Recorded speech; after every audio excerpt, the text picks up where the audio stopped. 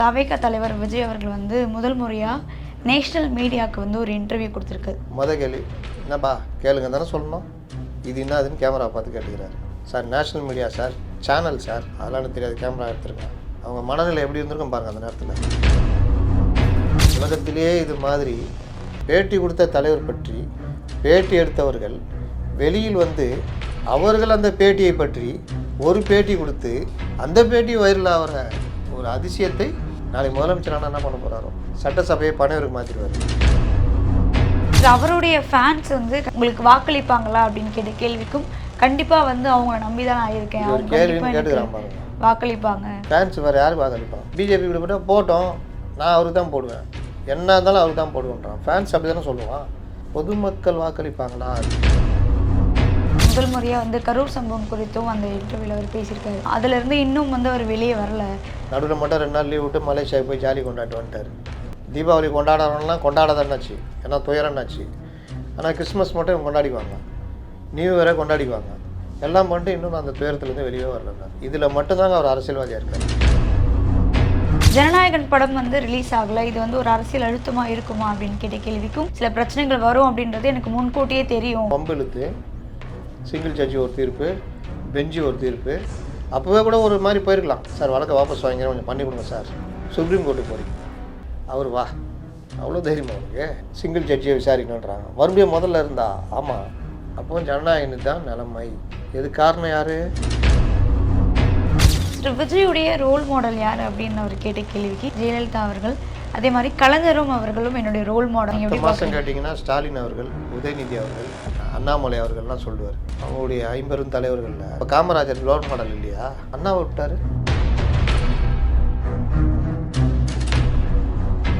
தமிழ் மண் நேயர்களுக்கு வணக்கம். இன்று நம்முடன் இருப்பவர் மூத்த பத்திரிகையாளர் முத்தலீஃப் அவர்கள்.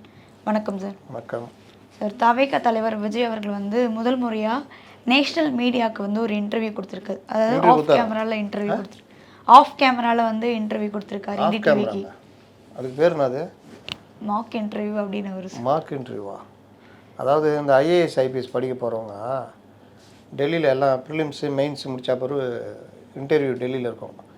அப்போ அதுக்கு சொல்லுவாங்க மார்க் இன்டர்வியூன்னு சொல்லிட்டு முதல்ல இங்கே இது பண்ணுவாங்க. அந்த மாதிரிலாம் இருக்குது. இது எப்போ தான் இவர் மெயினுக்கு வர போகிறாரு? இல்லை, இவங்களையும் வந்து பனையூரில் கூட்டிகிட்டு வந்து தான் இன்டர்வியூ வந்து வச்சுருக்காங்க. அனானப்பட்ட முதல்வர், அனானப்பட்ட எதிர்க்கட்சி தலைவர் அந்த கான்க்ளேவுக்கு நேரில் போய் உட்காந்து பேசுகிறாங்க. பெரிய பெரிய தலைவர்கள் எல்லாருமே போய் உட்காடுறாங்க. இவர் மட்டும் வழக்கம் போல் பனையூருக்கு வந்துருங்கன்ட்டார். மக்களை சந்திக்கிறதுக்கு எவ்வளோ பயம் இருக்குது பாருங்க.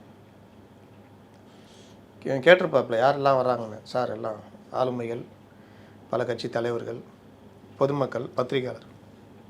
ஐயோ நமக்கு அது அலர்ஜி ஆயிடுச்சே, நான் பேசாமல் இருந்து பேச வைப்பவன், மௌனமாக இருந்து புரட்சி செய்பவன், அதனால் அப்படிலாம் வரமாட்டேன், நீங்கள் அங்கே வந்துடுங்க அப்படின்ட்டுருப்பாப்புல. அதில் என்னென்னா வந்திருப்பாங்க ஜாலியாக கேமராலாம் தூக்கின்னு நீங்கள் சொன்னபடி பெருசாக எடுக்குனீங்களே. முதல் முறையாக ஒரு நேஷ்னல் சேனலுக்கு பெரிய அளவில் பேட்டி கொடுத்துருக்காரு.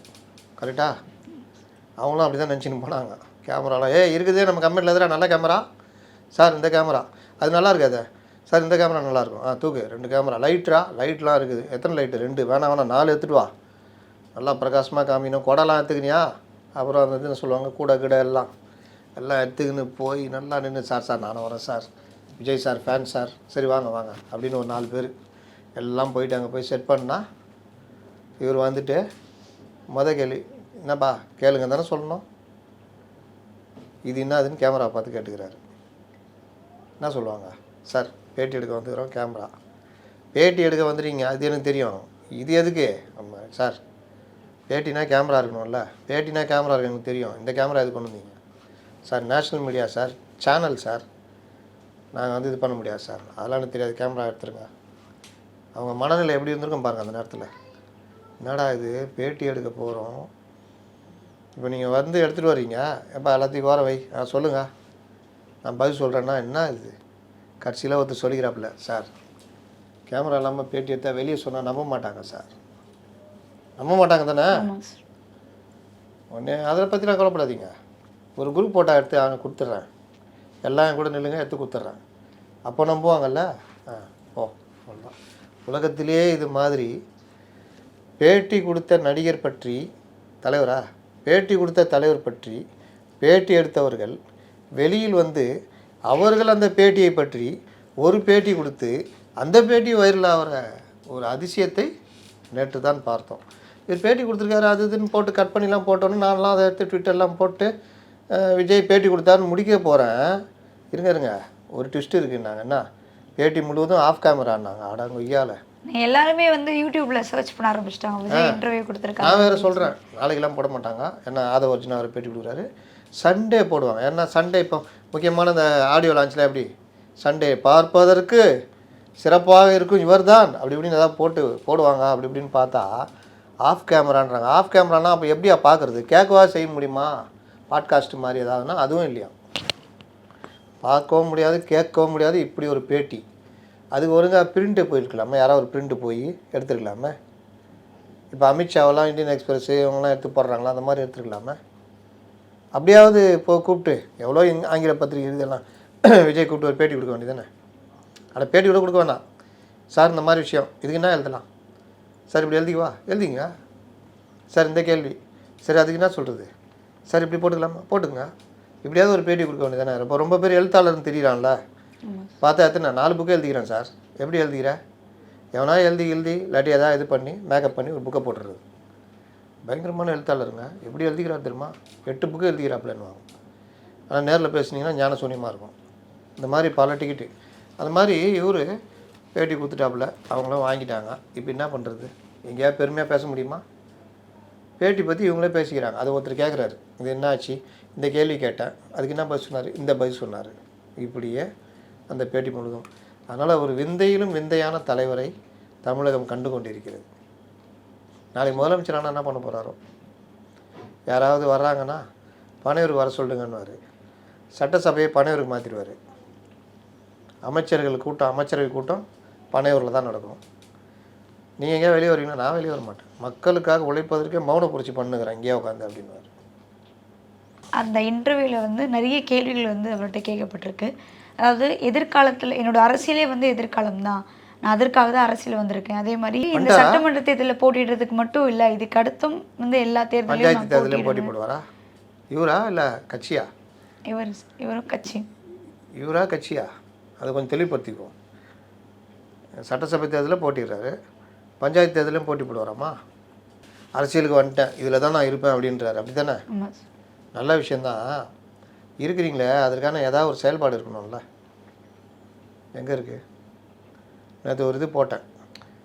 இன்றைய தலைவர்கள் பயண நிலவரம். ஸ்டாலின் சிவகங்கை முதல்வர், எதிர்க்கட்சி தலைவர் எடப்பாடி பழனிசாமி சென்னை, சீமான் நாம் தமிழர் கட்சி தலைவர் இங்கே, ஓபிஎஸ் அங்கே, டிடிவி இங்கே, இவர் இங்கேன்னு. விஜய்க்கு மட்டும் இந்த டெய்லி பட்டியல் போடுறாங்கல்ல, ஒவ்வொரு நாளும் மாறும்ல. இன்றைக்கி முதல்வர் சிவகங்கை போனாலும் நாளைக்கு டெல்டா இது தஞ்சாவூர் போயிருப்பார், இன்னொரு நாள் வேறு எங்கேயா போயிருப்பார். இந்த மாதிரி ஒவ்வொரு தலைவருக்கும் மாறும். நம்மளுக்கு சென்னை பனையூர் உள்ளோம் அவ்வளோதான். இதை வச்சுக்கிட்டு அரசியலுக்கு வந்துட்டேன்னா என்னங்க? அரசியல்னால் என்ன நினச்சிட்ருக்காருன்னு எனக்கு புரியலங்க. அரசியல்னால் என்ன? இவரை பொறுத்த வரைக்கும் வீட்டுக்குள்ளேயே முடங்கி இருக்கிறது. என்றைக்கா ஒரு நாள் இவங்க பர்மிஷன்லாம் வாங்கி இந்த தேர் திருவிழா மாதிரி எல்லாம் ரெடி பண்ணி இவரை கூப்பிட்டு போவாங்க. அங்கே போய்ட்டு ஒரு 10 நிமிஷம் பேசுவார். அதில் பாதிக்கு மேலே சுய புகழ்ச்சி இருக்கும், 2 இது சவால் இருக்கும், 3 பஞ்சு டைலாக் இருக்கும். அப்புறம் ஏதாவது போகிற போக்கில் தலைப்பில் மக்கள் பிரச்சனை சொல்லிட்டு வீட்டுக்கு போடுவார். அதோடு அடுத்த மாதம் அமாவாசை பௌர்ணமி மாதிரி. கரெக்டாக? இது அரசியல். அவன் ரோட்லேயே கிடக்குறாங்க. பல தலைவர்கள் எங்கே இருக்காங்க? வீட்டுக்கு போகிறாங்களா? இப்போ நயினார்லாம் போன மாதம் கிளம்பி ஊராக சுற்றிட்டு இப்போ வரைக்கும் வீட்டுக்கு போகல. எடப்பாடி பழனிசாமி அப்பப்போ சுற்றிட்டு வீட்டுக்கு போயிட்டு இது பண்ணிட்டு ஒரு நாள் சென்னையில் இருக்கிறாரு, ஒரு நாள் இதில் இருக்கிறாரு. இப்படி தானே எல்லாருடைய வாழ்க்கையாக இருக்குது. இது என்னன்னே புரியல. சொல்லி சொல்லி சலிச்சு போச்சு. வாய் தான் வலிக்குது நமக்கு. சரி, அவருடைய ஃபேன்ஸ் வந்து கண்டிப்பாக அரசியல் அதாவது உங்களுக்கு வாக்களிப்பாங்களா அப்படின்னு கேட்ட கேள்விக்கும் கண்டிப்பாக வந்து அவங்கள நம்பி தான் நான் இருக்கேன், ஒரு கேள்வின்னு கேட்டுக்கிறான் பாருங்க. வாக்களிப்பாங்க. ஃபேன்ஸ் வேறு யார் வாக்களிப்பான்?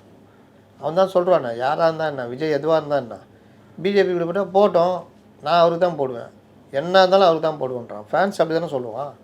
அதை நம்பி தான் வந்துக்கிறாரு. பொதுமக்கள் வாக்களிப்பாங்களா? அதுதானே மேட்ரு. அதில் தான் பிரச்சனை. கண்டிப்பாக பொதுமக்கள் வந்து வாக்களிப்பாங்க. போராடி அவர் வந்து இந்த தேர்தலில் வெற்றி பெறுவார் அப்படின்னு உறுதியாக சொல்கிறாரு. போராடினா என்னது? வீட்டுக்குள்ளேயே உட்காந்துக்குதா? போராட்டம் அப்படின்னா என்ன? ஒரு குழந்தை பிறகுது, பால் கொடுத்து தூங்க வைக்கிறாங்க, ஒரு 2 ஹவர் பொறுத்து அழுவுது, அழுத பிள்ளை தான் பால் குடிக்கணுவாங்க. ஏம்மா குழந்தை அழுவுதுமா, பால் கொடுமா அதுக்கு அப்படின்வாங்க. அது அழாமையாக இருந்தால் தெரியுமா உங்களுக்கு குழந்தைக்கு பசிக்குதுன்னு? எந்த ஒரு விஷயமும். இப்போ ஒரு காலேஜில் சேர்ந்துட்டீங்க, டெய்லி காலேஜுக்கு போகணுமா? இல்லை இந்த 15ஆந்தேதி வந்துட்டேன்னா அடுத்த மாதம் 5ஆந்தேதி வரேன், இப்படி போனால் என்ன ஆகும்? எந்த பாடத்தை படிக்க முடியும்? 2வது பாடத்தை படிக்கணும், டெஸ்ட்டு வைப்பாங்க, டெஸ்ட்டு எழுதணும், டெஸ்ட்டு எழுதி தான் மெயின் டெஸ்ட்டு எழுதும் போது அந்த ப்ராக்டிஸு அங்கே வரும். படிக்கணும், எழுதணும், படிக்கணும், எழுதணும், அப்படி வரும்போது தான் தேர்வுக்கு வரும்போது பாஸ் ஆகும். இந்த மாதிரி டெய்லி போகும்பொழுது நட்பு வட்டாரங்கள் கிடைக்கும், வாழ்க்கையை திருப்பி. ஒரு காலேஜுக்கு போனாரான்னு தெரியல ஒரு காலத்தில். அப்போது நீங்கள் நல்லா பாருங்கள், இது அரசியலுக்கு வந்துட்டார், டெய்லி அரசியலுக்கு போகணுமா வேணாவா? டெய்லி அரசியலில் பழகணும். டெய்லி டெஸ்ட் எழுதுறது படிக்கிறதுனா என்னது? பேட்டிகள், போகிறது வர்றது, போராட்டம் கலந்துக்கிறது, கட்சிக்காரனை சந்திக்கிறது, பத்திரிகையாளர் சந்திக்கிறது, மாற்றுக் கட்சியினரை சந்திக்கிறது, இதுதானே வாழ்க்கை. இதை தானே எல்லோரும் பண்ணுறாங்க. இவர் அப்புறம் போராடின்ற வார்த்தைக்கு அர்த்தம் இல்லையே. போராடினா என்ன சொல்லுங்கள், வேறு என்ன சொன்னார்? அதுக்கப்புறம் வந்து முதல் முறையாக வந்து கரூர் சம்பவம் குறித்தும் அந்த இன்டர்வியூவில் அவர் பேசியிருக்காரு. அதாவது அந்த நடந்தது பல தடவை பேசி அதை பற்றி பேசாமல் இந்த தடவை பேசியிருக்காரா? எதிர்பாராமல் நடந்த ஒரு விஷயம், நான் அதிலிருந்து இன்னும் வந்து அவர் வெளியே வரல அப்படின்னு ஒரு விஷயமும் வந்து அவர் பேசியிருக்காரு. எதிர்பாராத நடந்த சம்பவம் தான், இவரும் அதுக்கு ஒரு காரணமாக இருந்துட்டார். இன்னும் வெளியே வரலன்னா என்ன பண்ணிட்டாப்புல? அதுக்காக ஏதாவது இது பண்ணா? ஒருவேளை வெளியே வராத காரணத்துக்கு இதுதான் காரணமாக சொல்கிறேன். இன்னமும் வந்து அந்த ஒரு சம்பவத்தை வச்சு வந்து டார்கெட் பண்ணிட்டு இருக்காங்க. நடுவில் மட்டும் 2 நாள் லீவ் விட்டு மலேசியாவுக்கு போய் ஜாலி கொண்டாட்டு வந்துட்டார். இல்லை, துயரத்துலேருந்து வெளியே வரல. தீபாவளி கொண்டாடுறவங்களாம் கொண்டாடாதன்னாச்சு, ஏன்னா துயரம்னாச்சு. ஆனால் கிறிஸ்மஸ் மட்டும் இவங்க கொண்டாடிக்குவாங்க, நியூ இயரை கொண்டாடிக்குவாங்க, நடுவில் அந்த ஆடியோ லான்ச்சு கொண்டாடிக்குவாங்க, எல்லாம் பண்ணிட்டு இன்னும் அந்த துயரத்துலேருந்து வெளியே வரல. இதில் மட்டும்தாங்க அவர் அரசியல்வாதியாக இருக்கார். அரசியல்வாதி இப்படி தானே சொல்லுவாங்க. அதை பற்றி நினைக்கும் பொழுது என் நெஞ்சே பதறுகிறது. மதியானம் சாப்பாடு கூட நான் டெய்லி சாப்பிட்றதில்ல, வீட்டில் கேட்டு பாருங்க அப்படின்வாரு. அந்த மாதிரி இது.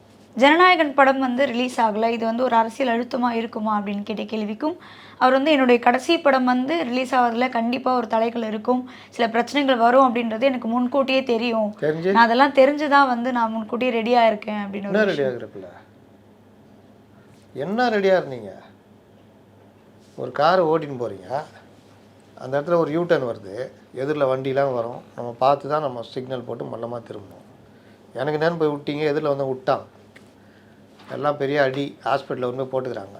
எனக்கு அந்த இடத்துல யூட்டர்ன் எடுத்தால் எதிரில் வர வண்டி இடிக்கும்னு தெரிஞ்சு தான் நான் தயாராக இருந்தேன்னா என்னது இது? அதான் விட்டியை கொண்டு போய், வண்டி தான் ஆக்சிடென்ட் ஆகிடுச்சு, அப்புறம் என்ன வசனம் பேசுகிறேன் தானே கேட்பாங்க. நீங்கள் அரசியலுக்கு வந்துட்டீங்க, உங்கள் படம் கடைசி படம், அதுக்கு பிரச்சனையே வரும்னு தெரிஞ்சுதான் நீங்கள் தயாராக இருந்தீங்க அப்படின்னா என்ன அர்த்தம் தெரியுமா? எப்பா வந்துட்டேன், பிஜேபியை திட்டிகிட்டு இருக்கிறேன், இப்போ வரைக்கும் அவங்களுக்கு போக்கு காட்டிக்கிட்டு இருக்கிறேன், அதோ வரேன்னு கடுப்பில் இருப்பாங்க. சென்சார் போர்டுலேருந்துலாம் மத்திய அரசு சம்மந்தப்பட்டது, ஏதாவது சின்ன சம்பவம் மாட்டினா கூட நம்மளை வச்சு செஞ்சு விட்ருவாங்க. அப்போது என்னால் பாதிக்கக்கூடாது யாரும். 600 கோடி ரூபா பொங்கலுக்கு ரிலீஸ் ஆனால் தான் கொஞ்சமாவது அவன் தலையை தடவி எதாவது எடுக்க முடியும்.